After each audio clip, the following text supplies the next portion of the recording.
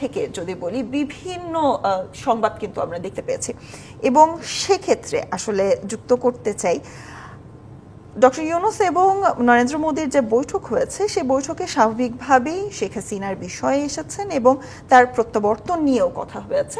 এমনটা যখন বলা হচ্ছে তখন কিন্তু প্রেস সচিব আজ বলেছেন যে ভারতের যে অভিব্যক্তি ছিল সেটি নেতিবাচক ছিল না। ও প্রেস সচিব মশাই, আপনার কাছে আসলে আমি জানতে চাই, আজাদ মজুমদার আপনার কাছ থেকেই শুরু করতে চাই, তাদের বক্তব্য নেতিবাচক ছিল না, তাদের বক্তব্য কি ইতিবাচক ছিল হিসেবে আমরা ধরে নিব, নাকি তাদের বক্তব্য একদম নিউট্রাল একটা পার্সপেক্টিভ থেকে আমরা ধরে নিব যে আসলে তারা সেরকম কোনো কিছু বলেনি? নিউট্রাল শব্দটাই তো এখানে আসলে আসে না এই কারণে যে নিউট্রাল বললে মনে হয় যে আমরা একটা পক্ষ, ভারত আমাদের প্রতিপক্ষ। এখানে তো আসলে প্রতিপক্ষের কোনো বিষয় নেই।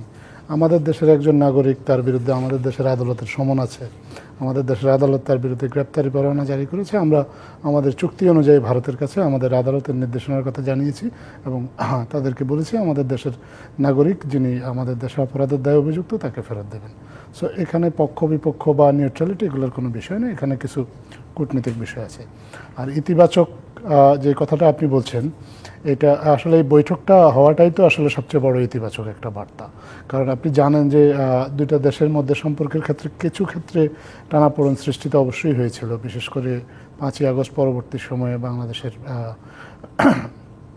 আগে যিনি শাসক ছিলেন তিনি যখন ভারতে পালিয়ে আশ্রয় নিলেন, বাংলাদেশের মানুষ যখন দাবি জানাচ্ছে তার বিচারের, সেই মুহূর্তে ভারত তাকে আশ্রয় দিয়েছে এবং এখন পর্যন্ত বাংলাদেশের যে অনুরোধ সেই অনুরোধে কোনো সাড়া দেয়নি। তো এইসব ক্ষেত্রে, এবং শুধু তা নয়, উনি সেখানে বসে এমন কিছু উস্কানিমূলক কথাবার্তা বলছেন যাতে বাংলাদেশের রাজনৈতিক উত্তেজনা তৈরি হচ্ছে।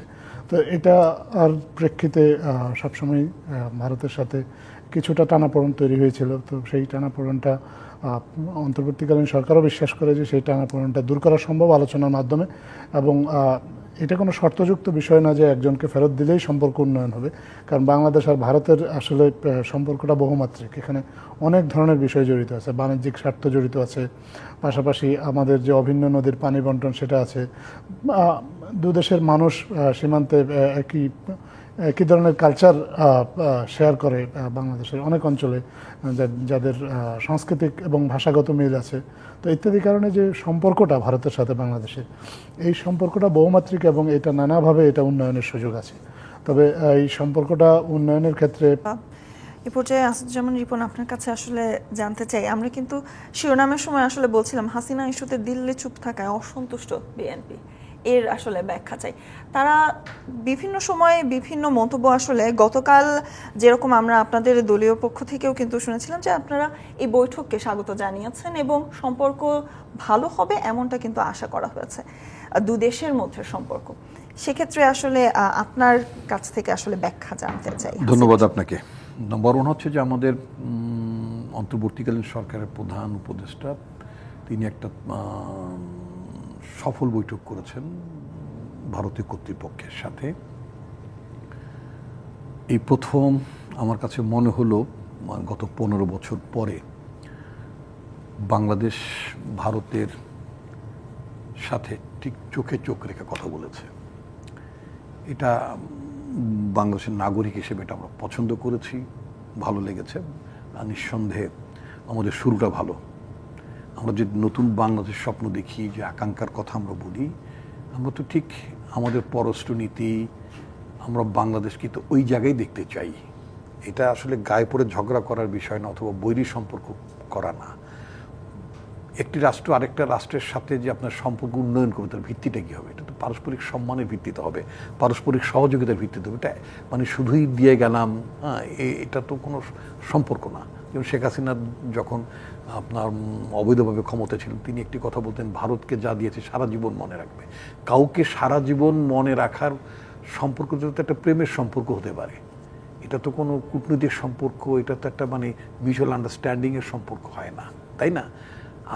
আমি এমন দিলাম যে সারা জীবন তার আমার কথা মনে রাখবে, আর মানে তিনি এমন কিছু করবেন না যেটা আমারও সারা জীবন মনে রাখবে, অর্থাৎ আমার হতাশা থেকে দিতে অর্থাৎ অপ্রাপ্তি থেকে, বঞ্চনা থেকে, এটা তো মনে রাখার বিষয়, তাই না? এখন কথা হচ্ছে যে আমাদের অনেকগুলো ইস্যুজ আছে ভারতের সাথে, আমাদের ডিসপিউট আছে নিঃসন্দেহে। সেই ডিসপিউটগুলো আমাদের রিজলভ করতে হবে। এবং নিঃসন্দেহে সেটা আমাদের পারস্পরিক আলোচনার মধ্য দিয়ে করতে হবে।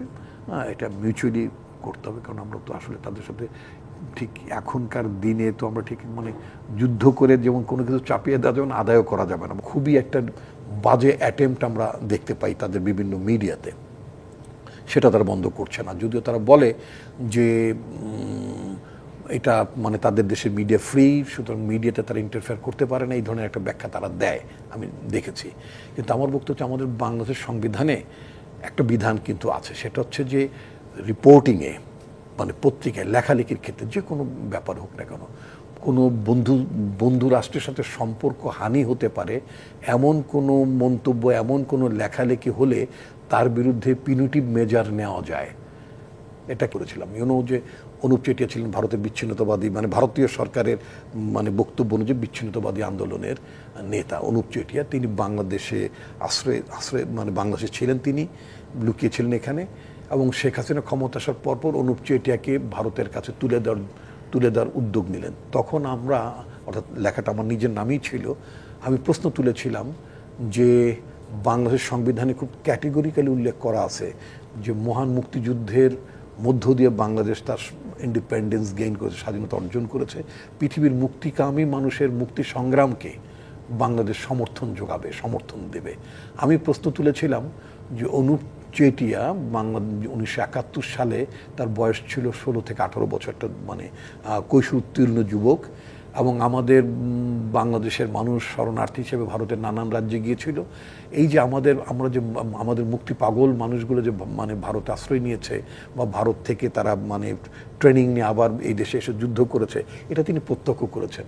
এই প্রত্যক্ষ আমি এটা আমার তাদের প্রতি আমার কোনো মানে দৃষ্টিভঙ্গি না, আমি জাস্ট একটা উদাহরণ টেনেছি। তো এই লেখার এবং শেখ হাসিনা যখন তাকে মানে ভারতীয় সরকারের কাছে যখন প্রত্যর্পণ করলেন, তখন এটা নিয়ে আমি প্রশ্ন তুলেছিলাম যে বাংলাদেশের বাংলাদেশের সংবিধানের প্রিয়াম্বলের মধ্যে যে কথাটি উচ্চারিত আছে সেটার ভায়োলেশন হয়েছে। কিন্তু তৎকালীন শেখ হাসিনা সরকারের বক্তব্য ছিল যে আমার এই লেখার মধ্য দিয়ে ভারত সরকারের সাথে আমি বন্ধুত্বপূর্ণ সম্পর্কের আমি ক্ষতি সাধন করেছি, যার জন্য তারা আমার বিরুদ্ধে একটা রাষ্ট্রদ্রোহ মামলার রুজুর প্রক্রিয়া নিল এবং এক পর্যায়ে আমি দেশান্তর হলাম। তো এইটা একটা বিষয় তো থাকেই, মানে আমি একটা আমার ব্যক্তিগত জীব করেছে, কারোর 2 চোখ গিয়েছে, কারোর 1 চোখ গিয়েছে, শরীরে অসংখ্য মানে ছড়াগুলি তাদের শরীরের মধ্যে ঢুকে আছে, যন্ত্রণায় ক্লিষ্ট এই সমস্ত মানুষগুলো। সুতরাং এর দায় তো তাকে নিতে হবে, এবং তার বহুত স্পিচ আছে। এবং মানে she so notorious I must say, যে এই যে উনি মানে আরেকটা দেশে তিনি মানে আশ্রয় নিয়েছেন, আশ্রয় নেওয়ার পরে সেখান থেকে তিনি বলছেন তার বিরুদ্ধে বোধহয় অ্যারাউন্ড 270টার মতো বোধহয় মামলা হয়েছে। তিনি বলেছেন ওই সে আমরা ছোটোবেলায় একটা গল্প শুনতাম, যাহা 52 তাহা 53, অর্থাৎ 270টা মামলা যেহেতু তার হয়েছে, হত্যার মামলা হয়েছে, তিনি 270টা হত্যাকাণ্ড প্রকৃতপক্ষে তিনি এটা মানে সংগঠিত করতে চান, মানে এইভাবেই তিনি মেসেজটা তার কর্মীদের উদ্দেশ্যে দিয়েছেন। ক্যান ইউ ইমাজিন একটা পার্টির প্রধান, ঠিক আছে তার অনেক মানে ভাইসেস আছে, অনেকগুলো নিয়ে আপনি সমালোচনা করতে পারেন, কিন্তু এই ধরনের পরিস্থিতি যদি বলে যে আমার বিরুদ্ধে তো 270টা অলরেডি হত্যা মামলা হয়েছে, আর এখন আমরা 270টা মেরেই এখন মানে প্রকৃতপক্ষে হত্যা মামলার আসামি হবে ইত্যাদি ইত্যাদি। তো এই যে ইনসাইটিং মানে স্পিচেস, এগুলো কোনো রাজনৈতিক নেতা তো দূরের কথা, একটা মানে খুব সেন্সেবল মানুষের পক্ষে এই ধরনের উচ্চারণ করাটা ভেরি ডিফিকাল্ট। সুতরাং তাকে অবশ্যই আইনের আওতায় আনতে হবে, তাকে অবশ্যই বিচারের সম্মুখীন করতে হবে।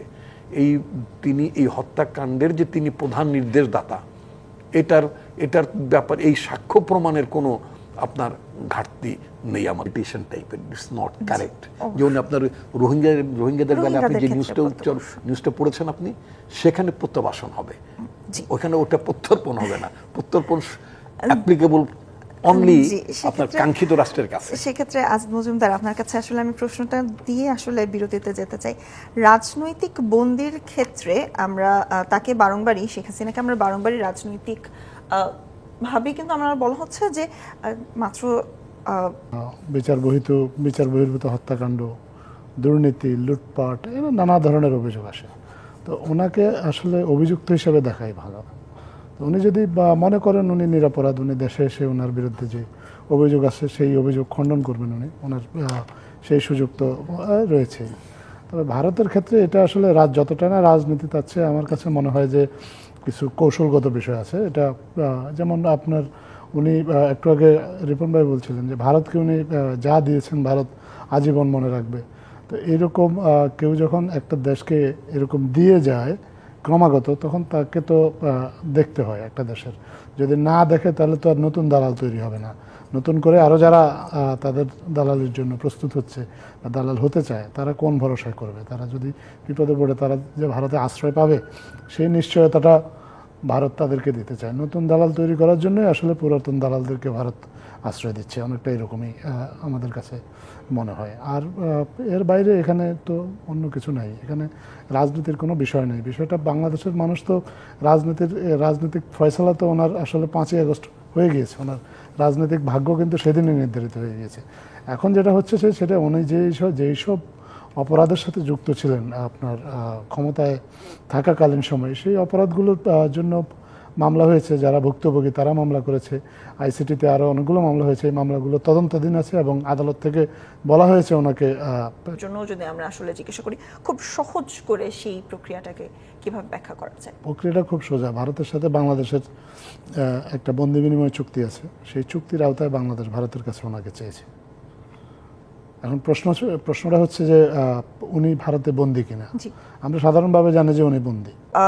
সংখ্যাগরিষ্ঠদের প্রতি যে হত্যাকাণ্ড কিংবা বিভিন্ন সময়ে যে আমরা বিচ্ছিন্ন কিছু ঘটনা দেখেছি, সেগুলোর তারা যেমন বিচার চেয়েছে, তার পাশাপাশি মাইনরিটিদের ক্ষেত্রেও তারা বারংবার বলছেন যে বিভিন্ন ক্ষেত্রে তারা বিভিন্ন জিনিস নিয়েই আসলে কথা হয়েছে, বিচার চেয়েছেন তারা। তবে 5 আগস্টের পূর্বের যে হত্যার কথা কিছুক্ষণ আগে আসাদুজ্জামান রিপনও বলছিলেন যে 5 আগস্টের পূর্বে যে প্রায় 2000 মানুষের হত্যা আমরা প্রায় 1.5 মাসের সময়ের মধ্যে দেখেছি। তার আগেরগুলোর কথা হয়তোবা যদি আমরা আনি, সেটা কয়েক হাজারে চলে যাবে। শেখ হাসিনার বিরুদ্ধে যদি গুম খুনের কথা বিএনপি যেভাবে বলছে, সেই প্রসঙ্গে আসি, সেই বিচারের কথা কি ভারত সরকারের পক্ষ থেকে আমরা শুনতে পেরেছি? শেখ হাসিনা বা আরও যারা এই ধরনের অপরাধের দায়ে অভিযুক্ত, তাদের বিচার করার দায়িত্ব হচ্ছে বাংলাদেশ, তাদেরকে বিচারের মুখোমুখি করার দায়িত্ব হচ্ছে বাংলাদেশের অন্তর্বর্তীকালীন সরকারের। ভারত বন্ধুপ্রতিম রাষ্ট্র হিসাবে বা প্রতিবেশী হিসাবে ভারত বাংলাদেশের রাজনৈতিক স্থিতিশীলতা চাইতেই পারে, কারণ রাজনৈতিক স্থিতিশীলতার উপর নির্ভর করে আসলে অর্থনৈতিক অগ্রগতি। এটা চাওয়ার মধ্যে খুব আমরা দোষের কিছু মনে করি না। আমরাও চাই ভারতে রাজনৈতিক স্থিতিশীলতা থাকুক, ভারতের বিভিন্ন যে রাজ্যে যে ধরনের অস্থিরতা বিরাজ করছে এগুলা মিটে যাক, যাতে ভারতেও শান্তি বজায় বিরাজ করুক, বাংলাদেশেও শান্তি বিরাজ করুক। এই দুই দেশ পরস্পরের মঙ্গল চাওয়ার মধ্যে তো আসলে কারো কোনো অসুবিধা নেই, এটা তারা চাইতেই পারে। কিন্তু একই সাথে অন্তর্বর্তীকালীন সরকার বিশ্বাস করে বাংলাদেশের যে আইনের যে প্রক্রিয়াটা, সেটার প্রতি ভারত সম্মান দেখাবে। পাশাপাশি বাংলাদেশের নাগরিকদের যে নাগরিকদের চাওয়াটার প্রতিও ভারত সম্মান দেখাবে। অবশ্যই।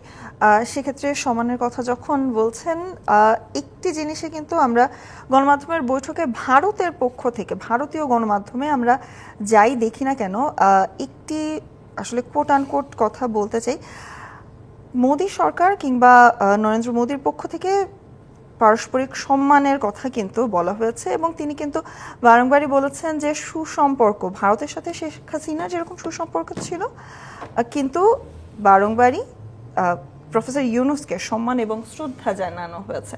এই ধরনের একটি মন্তব্য কিন্তু আমরা পেয়েছি। সেক্ষেত্রে আসাদুজ্জামান রিপন, আসলে আপনার কাছে এবার যেতে চাই যে বৈঠককে আমরা ইতিবাচক হিসেবে দেখছি, তার পাশাপাশি সম্পর্ককেও আমরা আশা করছি যে দুদেশের সম্পর্কের উন্নয়ন হবে। সেক্ষেত্রে আপনার কথাতেও আসলে কিছু চুক্তির কথা এসেছিল, যেগুলো নিয়ে আসলে আলোচনা করার জায়গা অবশ্যই বাংলাদেশের আছে। সেটি গঙ্গা এবং তিস্তা হতে পারে, সেটি হতে পারে আমাদের সীমান্ত নিয়ে বারংবার আলোচনা হচ্ছে। সেই প্রসঙ্গে আসলে সম্পর্কর উন্নয়নের ক্ষেত্রে বা সম্পর্কর উন্নয়নের ফলে নতুন কি আসলে আশা করছেন? ধন্যবাদ। বা ভারতের আমরা নেক্সট ডোর নেইবার, আপনি তো একেবারে দরজা জানালা মানে আটকিয়ে একটা যেটা ক্লোজ ডোর ডিপ্লোমেসি করতে পারবেন না, করার কোনো কারণও নেই, তাই না? এই যে মিস্টার নরেন্দ্র মোদী, তিনি এর মধ্যে বিমস্টেক কনফারেন্সের পরে তিনি শ্রীলঙ্কাও যাবেন। শ্রীলঙ্কার সাথেও কিন্তু ভারতের অনেক টানাপোড়েন সম্পর্ক ছিল। এই যে রিজিওনালি যে দেশগুলো মানে শুধুমাত্র বাংলাদেশের সাথে তার সম্পর্কের অবনতি না, প্রায় মোটামুটি তার সকল প্রতিবেশীর সাথেই কিন্তু ভারতের সম্পর্কের বেশ অবনতি হয়েছে, তাই না? তো এর মধ্য থেকে চ্যালেঞ্জটা মোকাবেলা করার যে আর্টসটা তারা ফিল করছেন বলে আমার মনে হচ্ছে, তারা চাচ্ছেন যে আসলে এটা তাদের জন্য যে খুব লাভ হচ্ছে তা না। বিষয়টা হচ্ছে কি যে প্রতিটি রাষ্ট্র তার তো নিজের স্বার্থটা দেখবে। যদি আপনি ট্রাম্পের কথা যদি চিন্তা করেন, মিস্টার ট্রাম্প, ডোনাল্ড ট্রাম্পের সাথে আমরা ভারতের বা পার্টিকুলার মোদির সম্পর্কের অনেক মানে ফানুষীয় গল্প আমরা শুনেছি না, ফানুষ বলতে মানে ফুলন বাবুল ওভারকাম করতে পারবো না, আমাদের গার্মেন্টস ইন্ডাস্ট্রি সাফার করবে কি না, কারণ আমাদের major export destination single country হিসেবে সেটা ইউনাইটেড স্টেটস, এবং আমরা বহু বিলিয়ন ডলার আমরা এখান থেকে আমরা পেয়ে থাকি। তো সেটারও একটা মানে আমি মিডিয়াতে মানে বেশ কিছু আর্টিকেল বিভিন্ন লোকজন মানে পড়েছেন এবং আমি নিজের আগ্রহ থেকে জানার যেটা চেষ্টা করেছি, তাতে যেটা প্রফেসর ইউনূস সাহেব উনি কিন্তু যাওয়ার আগে একটা হিন্টসও দিয়েছেন যে এটা মানে নেগোশিয়েট করার মধ্যে দিয়ে, আলোচনা করার মধ্য দিয়ে আমরা এটাকে কমাতে পারবো। তো আমি একটা আর্টিকেল পড়ছিলাম রিগার্ডিং আপনার মানে ট্যাক্স ইস্যুস, ট্যাক্স পলিসি নিয়ে। তো সেখানে যেটা দেখা গেল যে আমরা ইউএস প্রোডাক্টের উপর আমরা প্রায় 74% আমরা করি, কি বলে 4-এর জায়গায় যদি আমরা মানে যদি 10%ই নিয়ে আসি, 10% যদি আমরা নিয়ে আসি, মানে একটা আলোচনা আছে, 10% যদি আমরা নিয়ে আসি তখন এটা কাউন্টার এফেক্ট হিসেবে আমেরিকা আমাদেরকে 10% করবে, মানে ট্যারিফ ধার্য করবে।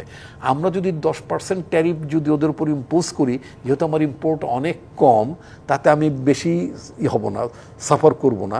কিন্তু অন দ্য আদার হ্যান্ড যদি আমাকে 37% শুল্ক যদি আমেরিকাকে দিতে হয়, তাহলে আমার অনেক বেশি টাকা ওদেরকে দিয়ে দিতে হবে। সুতরাং এই ক্ষেত্রে আমি মনে করি যে আই আন্ডারস্ট্যান্ড যে গভর্নমেন্ট একটা মানে একটা পজিটিভ ইনিশিয়েটিভ নিচ্ছেন। আজকে একটা বৈঠকের কথা আমি দেখলাম, probably they are discussing on those issues, এবং এখান থেকে আমরা বেরোতে পারব। প্রক্রিয়া এবং চিকেন নেক দুটো নিয়েই। ধন্যবাদ আপনাকে। আসলে ভিসা বন্ধ হলেই সম্পর্ক তলানিতে এই ধরনের ধারণা ঠিক না আমি মনে করি। বাংলাদেশের সাথে তো আরব আমিরাতেরও ভিসা বন্ধ, বাংলাদেশিদেরকে অনেকদিন ধরেই তারা ভিসা দিচ্ছে না। আমাদের অন্তর্বর্তীকালীন সরকার চেষ্টা করছে আরব আমিরাত যাতে ভিসা প্রক্রিয়াটা পুনরায় চালু করে, কিন্তু তাতে তো তাদের সাথে সম্পর্কের কোনো অবনতি হয়নি। ভারত কাকে ভিসা দেবে কি দেবে না এটা আসলে একান্তই ভারতের নিজস্ব বিষয়, এটা ভারতের সিদ্ধান্ত, এটা নিয়ে বাংলাদেশের অন্তর্বর্তীকালীন সরকারের কোনো বক্তব্য নেই। পাশাপাশি আপনার ভারতের কোন অঞ্চলে তার কোন বাহিনী নড়ে চড়ে বসবে এটাও একান্ত তার নিজস্ব বিষয়। বাংলাদেশ দেখবে বাংলাদেশের অঞ্চলগুলো সুরক্ষিত আছে কিনা বা বাংলাদেশের মানুষ সুরক্ষিত আছে কিনা। ভারত যদি বাংলাদেশিদেরকে ভিসা না দেয়, তাহলে বাংলাদেশিদের জন্য বাংলাদেশ সরকার চেষ্টা করে যাচ্ছে বিকল্প কোনো ব্যবস্থা তৈরি করা যায় কিনা যাতে তারা চিকিৎসা নিতে পারে। তো বা বাংলাদেশেই আরও চিকিৎসা ব্যবস্থা যদি উন্নত করে বাংলাদেশের মানুষকে বাংলাদেশেই চিকিৎসা দেওয়া সম্ভব হয়, তাহলে ভারতের ক্ষেত্রে যেহেতু চিকিৎসাটাই হলো মূলত একটা ইস্যু, কারণ বাংলাদেশের যারা ভারতে যাতায়াত করেন তাদের বড় অংশ, বেশিরভাগ 50% বেশি আসলে চিকিৎসাজনিত কারণে যাতায়াত করেন। আর এর বাইরে বাণিজ্যিক কারণে ভারত যদি মনে করে বাংলাদেশের সাথে তার বাণিজ্যিক স্বার্থ রক্ষা করা প্রয়োজন, কারণ এক্ষেত্রে বাণিজ্য যদি ঘাটতিটা দেখেন, এই ঘাটতিটা আসলে কিন্তু বাংলাদেশের প্রতিকূলে। প্রায় $13 বিলিয়ন মধ্যে বাংলাদেশ $500 বিলিয়ন আসলে ভারতে এক্সপোর্ট করে। ভারতই মূলত বাংলাদেশে এক্সপোর্ট করে বেশি, এবং তার বাণিজ্যকে ফ্যাসিলিটেট করার জন্য তিনি যদি প্রয়োজন মনে করেন ভিসা দেবেন, না দিলে ওনার বাণিজ্য ক্ষতিগ্রস্ত হবে। বাংলাদেশ আসলে ভিসা নিয়ে ভারতের খুব বেশি উদ্বিগ্ন না। বাংলাদেশ মূলত চেষ্টা করছে ভারতের সাথে বাংলাদেশের যে অভিন্ন ইস্যুগুলো আছে, যে পানি সমস্যার কথা, এইটা সমাধানের প্রয়োজন, সীমান্ত হত্যা বন্ধ করা, এটা বাংলাদেশের জন্য খুবই জরুরি। পাশাপাশি ভারতে বসে যেন বাংলাদেশে কেউ উস্কানি দিতে না পারে, এটা বাংলাদেশের জন্য, বাংলাদেশের স্থিতিশীলতার জন্য জরুরি। এই বিষয়গুলো নিয়ে বাংলাদেশ সরকার ভারতের সাথে আলোচনা করে যাচ্ছে। আসাদুজ্জামান রিপন, আপনার কাছে খুব ছোট্ট করে আসলে জানতে চাই, দু দেশের সম্পর্কের